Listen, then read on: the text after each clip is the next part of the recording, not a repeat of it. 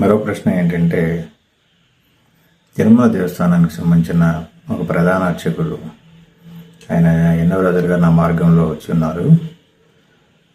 ధ్యానం ఒక 6 సంవత్సరాల నుంచి చేస్తున్నారు అనమాట. ఆయన అడిగిన ప్రశ్న ఏంటంటే, ధ్యానం చేసేవాళ్ళు త్వరగా మరణిస్తారా గురుగారని. నిజమేనా, తొందరగానే మరణిస్తారు. ఎందుకంటే వీళ్ళకి సంబంధించిన బీజ సంస్కారాలన్నీ కూడా నశింపబడతాయి.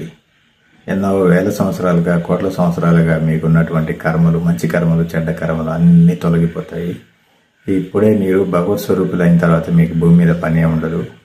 భూమి మీద ఎందుకు పని ఉండదంటే, మీరు భగవత్ స్వరూపులు అయినాక భగవంతుడు అంటే దేవతా లోకంలో ఉండాలి. అప్పుడు భూమి మీద ఇంకా పని ఉండదు కదా, అందుకని ఎగ్జిట్ అవుతారు అని చెప్పి. అయితే దీనికి ఒక మార్గం ఉందన్నమాట. ఆయన ఎక్కువ రోజులు బతకాలంటే ఏం చేయాలి అంటే, ధ్యానం చేసుకుంటూనే మీరు మోక్షాన్ని పొందుతూనే, మోక్ష సాధన చేస్తూనే ఒక చిన్నపాటి సంకల్పం ఏదన్నా ఉంచుకోండి అని చెప్పాను. అంటే ఎలా అంటే, అన్నదానం చేయటము, పిల్లల్ని చదివించటము, దానం చేయటము, ధనాన్ని, ఇలాంటివన్నీ చేస్తుంటే సంకల్పం అనేది అప్పుడు ఎక్కువ రోజులు ఉండేదానికి ఉంటుందన్నమాట. అప్పుడు యథావిధిగా వాళ్ళ శ్వాస ఆధారంగానే చనిపోతారనమాట. శ్వాసలు ఎన్నైతే తీసుకోవాలో అన్ని లెక్క ఉంటుంది, ఆ లెక్క ప్రకారమే చనిపోతారు. అయితే ఇక్కడ ఒకటి మేలైనటువంటి విషయం ఏంటంటే, ధ్యానం చేసేవారు మరణం చాలా అద్భుతంగా ఉంటుంది. వాళ్ళకు చనిపోయే ముందు కూడా భయం ఉండదు. చనిపోయిన తర్వాత, మరణం తర్వాత కూడా వాళ్ళకు ఎటువంటి కన్ఫ్యూజన్స్ ఉండవు. ధ్యానంలో ఆ స్థాయి యొక్క జ్ఞానం అందుతుంది అనమాట.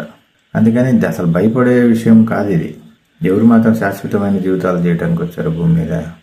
అందుకని ఈ ప్రపంచంలో ప్రతి ఒక్కటి నాశనం జరిగేదే. ఈవెన్ మనం చూస్తున్నటువంటి కొండలు కూడా నాశనం అవుతాయి, పెద్ద పెద్ద పర్వతాలు కూడా నాశనం అవుతూనే ఉంటాయి. కాకపోతే వాటి లైఫ్ ఎక్కువగా ఉంటుంది. అంతే తప్ప ఈ భూ ప్రపంచం మొత్తం డిస్ట్రాయ్ అయ్యేదే. మనం జీవించేటువంటి భూమి, ఇవన్నీ కూడా భూజలాలు అన్నీ కూడా డిస్ట్రాయ్ అవుతాయి, అన్నీ డిస్ట్రాయ్ అయ్యేది.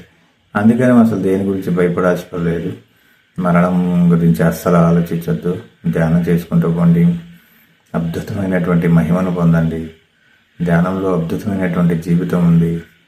స్వయంగా భగవంతుడు ఆ మేధస్సుతో మనం కనెక్ట్ అవుతాము.